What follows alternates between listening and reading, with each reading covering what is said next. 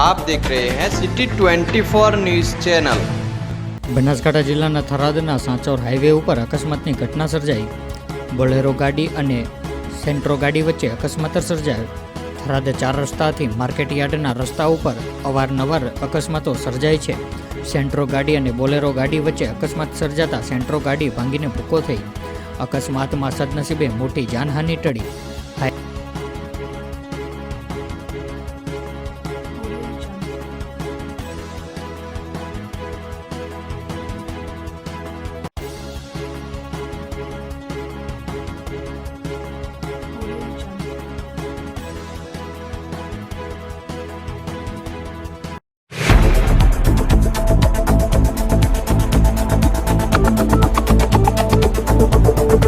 आप देख रहे हैं सिटी 24 न्यूज़ चैनल।